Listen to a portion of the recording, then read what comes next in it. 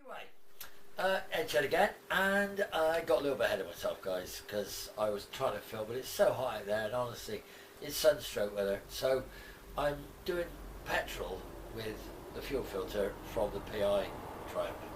Now, basically, this fuel is corroding everything, so I've spent ages to clean this out because basically it doesn't seat.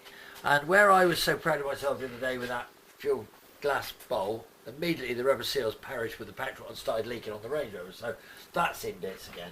And this obviously has taken some clean up. Now these are pretty much given a good bolster, and that seal there doesn't have any support on the inside other than from the shoulder of the fuel canister. So we've cleaned it all up. It's a very, very good kit. I will recommend whoever this was. I don't know who it was. Well, it was somebody. And it says part numbers for reference only. Oh, here they are. There they are. Look at this. That's where it came from. Well, it didn't come from them. Actually, it came from a Triumph specialist. But we won't mention that. Anyway, so we did mention it, but we weren't supposed to. Obviously, this is only fans content as well. I don't want any normal people looking at this. Me in my, best outfit.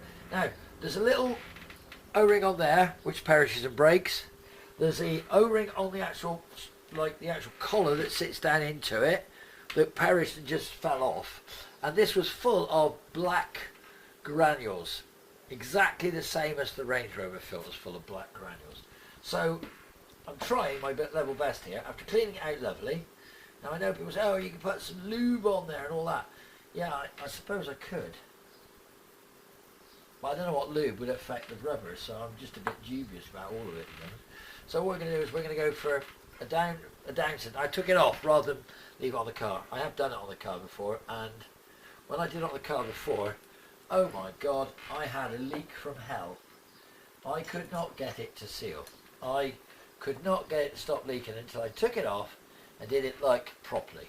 Well, I'm sure when they were new they weren't quite as bad as this, but obviously when they're a bit older, they are. Now obviously I'm sort of putting it in like that, and I've got this facing out. So there's the inlet and the outlet's there.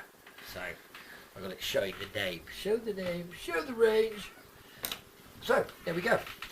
Cleaned it up with a brass wire brush, loads of carb cleaner, and I've got that one to do because that's the Range Rover one. Look at the state of that. That's next on the list, but we haven't got the filter for that. So there we go. We're now going to go and put it on. Now what I'm going to do is I'm going to put the camera possibly, or I'm going to have my camera on a tripod, and we're going to try and get this in, and then we're going to try and flush some fuel through it.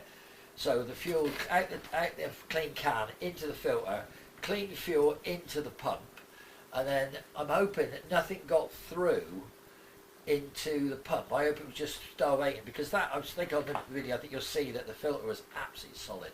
So I'm hoping that this shall mean we will get fuel back. I'm going to hit the metering unit end off, and I'm going to blow some fuel out of the pipe. So any stale fuel that's been in the fuel line, when it starts coming a bit cleaner, then obviously I'll know that'll be going in. And while I've got it, I'm going to spur some carb cleaner into the metering unit. Probably it shouldn't be any problem, but I don't know. We'll see. So, if not, I'm going to put a new metering unit that's up in the cupboard there. Oh bloody hell. Where's that gone? Alright, okay, well, alright guys, so anyway, look, this will be all part of the thing. Keep liking, keep subscribing, keep following me about, and I haven't resorted to shorts yet, but it might happen soon. See you soon. Bye.